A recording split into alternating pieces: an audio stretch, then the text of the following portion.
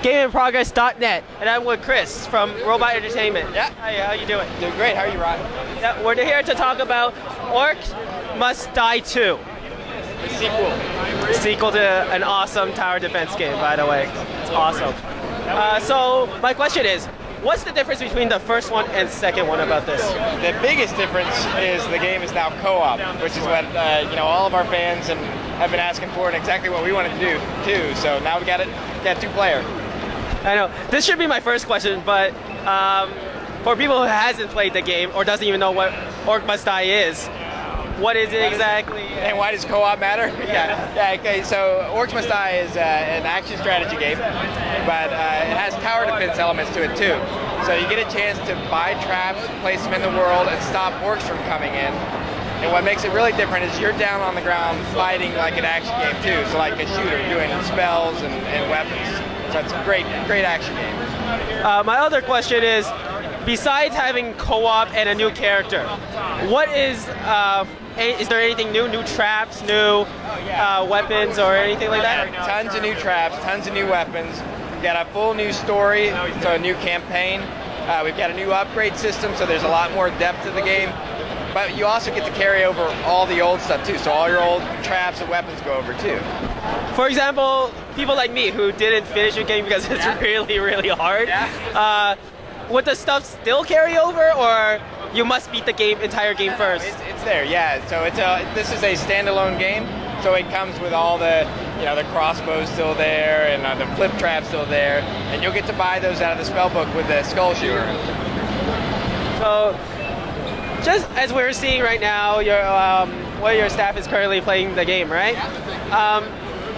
What happens if someone, like, you're playing cooperatively right now, but what happens if someone actually drops out of the game because of, say, internet connection errors or something like that, or just like exits?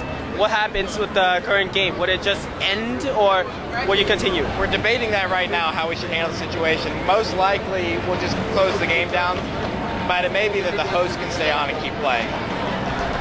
Would there be any chance, like, automatic drop in and drop out features? Like, there's sometimes people want that, sometimes other people. Yeah, the game's not really made for that kind of thing, the gameplay-wise.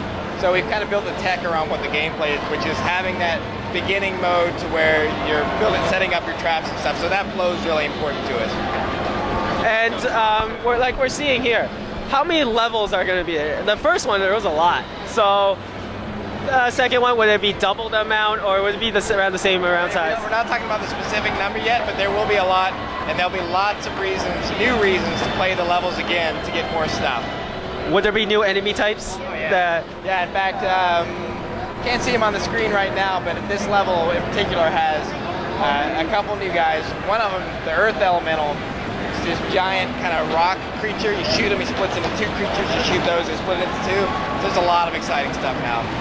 Would there be any new abilities added into for each character? Because when I was playing, so far the only thing that Sorcerer could do is pretty much shoot bullets. Oh yeah, the Sorceress has a couple different powers. Watch this. There, he just called up the Bone Golem to fight for him. She can charm.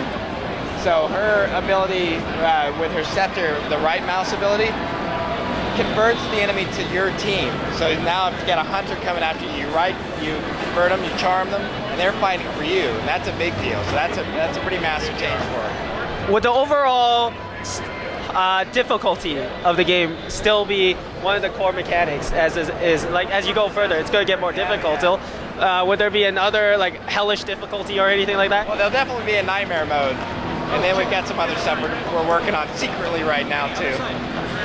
And my last question is, when is this coming out, and what systems are it on? Is it on? It's going to be on PC, and it'll be out this summer 2012. So it's not going to be on Xbox or no PS3 yet? Right now, it's just going to be PC. All right. Thanks, Chris. Thanks a lot. Thank you. All right. Thanks. This is Just Another Gamer from PAX. See y'all.